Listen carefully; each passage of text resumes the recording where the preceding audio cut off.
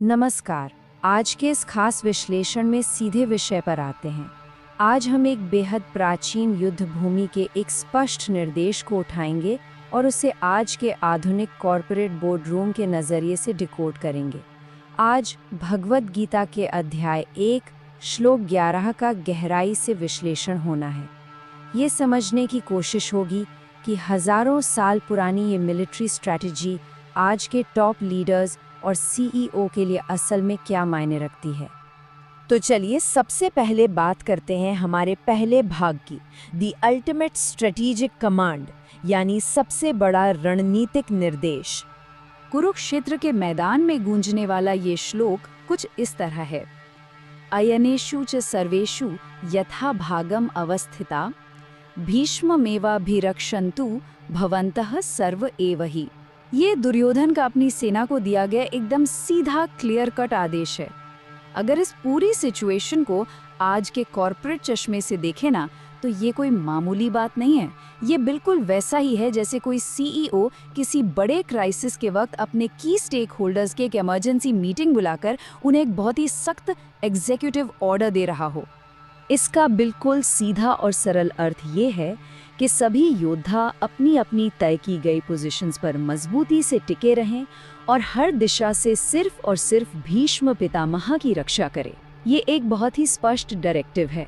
अपनी जगह पर डटे रहना है, अपनी फॉर्मेशन को किसी भी कीमत पर टूटने नहीं देना है और सबसे बड़ी बात, अपनी सबसे महत्वपूर्ण एसेट यानी पितामह भीष्म की सुरक्षा हर हाल में सुनिश्चित करनी है। लेकिन इसके पीछे एक और कहानी चल रही है।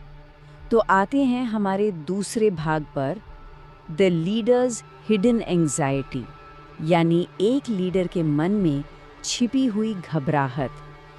अब देखिए, सतह पर जो रणनीति एकदम साफ साफ दिख रही है, वो तो बस अपनी सेना के सबसे अनुभवी और महान योद्धा की रक्षा करना है।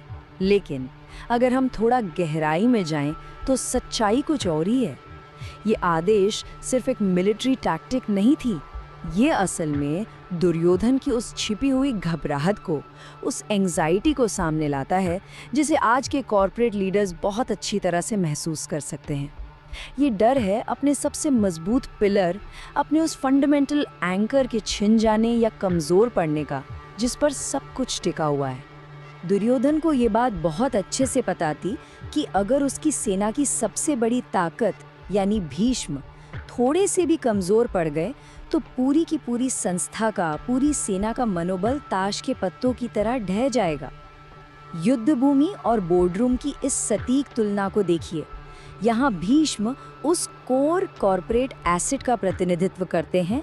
जो योद्धा हैं वो कंपनी के अलग अलग डिपार्टमेंट हेड्स हैं, और वो जो आदेश दिया गया था वो असल में एक ज़बरदस्त रिस्क मिटिगेशन स्ट्रैटेजी है, जहाँ पूरी टीम को एक साथ मिलकर काम करना है। और यहीं से हम पहुंचते हैं इस चर्चा के तीसरे भाग पर, प्रोटेक्टिंग द कोर फाउंडेशन, यानी अपनी मुख्य नींव की रक्षा करना। आज के इस मॉडर्न कॉर्पोरेट एनालिसिस में भीष्म का मतलब सिर्फ एक अजय योद्धा नहीं है। ये एक बहुत बड़ा रूपक है, एक मेटाफर है।